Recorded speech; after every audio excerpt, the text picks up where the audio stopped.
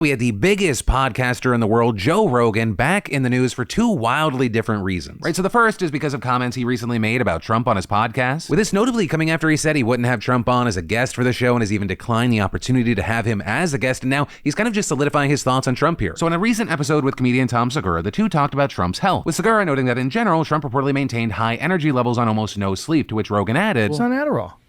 God. Do you think he's on Adderall? And at other points talking about other weird Trump things, like tactics staffers reportedly use to keep him engaged in briefings, or his previous feuds with the media regarding as well. He's a man baby. He's a toddler. There's almost a part of you that goes, it's just hilarious when someone doesn't give a that much. If he wasn't an existential threat to democracy, Yeah. and the power that he wields over his minions wasn't just so disturbing, it would be hilarious. Right, so all of that is why you may have seen these headlines saying that Rogan called Trump a drugged out man baby. And so it's going to be interesting to see if and what fallout we see from that, since he didn't just go after Trump, he specifically mentioned his, quote, minions. But also the second reason he's in the news is because he's facing backlash for comments that he made about the unhoused population in Los Angeles. Because you had Rogan and Segura having a conversation about the homelessness in the city that led to this exchange. Someone has a car parked there on the sidewalk, like partly on the sidewalk, so they're like half blocking a lane, and then they have like a canopy draped over their car, and they have just stacks of shit, and then next to it was a dresser. They had a dresser. Jesus. So they had their shoes in a shoe rack. There was a shoe rack. Like, this is where they live. That's really wild. I didn't know also that, you know, when you see stuff like that on the streets, at least in Los Angeles or maybe in California, that's protected property, like by law. You know that? Like if you were So to you're go, not supposed to do that. but like that's that person's property by law. If you were to The go, homeless person's property is Yes. protected? Yes, absolutely. Huh. If you were to go and try to move that or take that, You'd get arrested. Yeah. Hilarious. Mm-hmm. But they wouldn't arrest you if you shot somebody. Maybe you should just go and shoot the homeless people. I like your ideas. Yeah.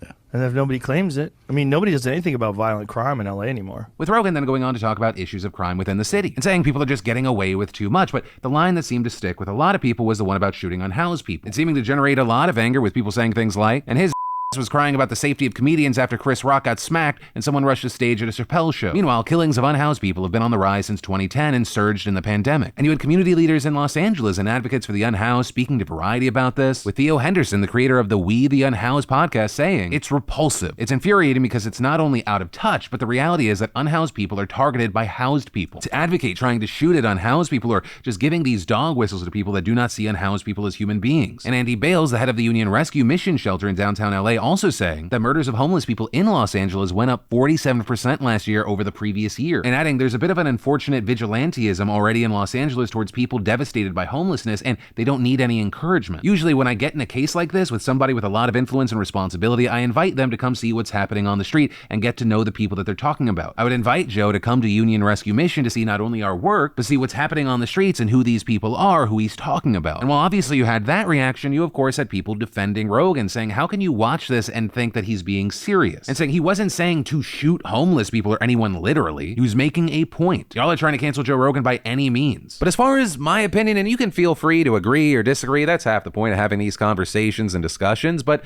I personally don't understand how you could watch that clip and go, yes, Joe Rogan is legitimately calling for the murder of the unhoused. To me, that seems like two comedians, Rogan and Segura, talking about the authorities having their priorities out of whack. Joking that the police are more likely to try and arrest you for stealing from an unhoused person rather than if you murdered them, right? Like if you lived in a place where people were more likely to be prosecuted because they were going like 110 miles an hour in a 60 rather than committing manslaughter, you'd be like, oh yeah, if you're going to drive 110 miles an hour, just drive into someone. To me, it just feels like a kind of a random throwaway joke. That said, I'm not going to villainize the advocates that jumped on this story. I think for them, like any opportunity to raise awareness about a very serious issue. I mean, before this, I didn't know that the murder rates of the unhoused had jumped like this. And so I guess kind of the silver lining is that this story has raised awareness of that fact. But as far as the jumping down Rogan's throat for this, I think like there are a lot of things that Rogan says that I think you can be critical of. And personally, I think by trying to make a massive deal out of this, it hurts the legitimate reasons that people can bring up at other times. But that's a story, some of my opinion, and I'd love to know your thoughts, whether you agree or disagree. But as always, thank you for watching and subscribing, and thanks to our fantastic sponsors like Public, and more specifically, public.com/DeFranco for making these extra videos possible. If you're not happy where you're at, or you're looking to start investing into the stock market or crypto, sign up now. It's easy, it's free, and just for signing up, you'll get a free stock, which personally is my favorite kind of stock. Yeah, I love you faces, and I'll see you in the next video.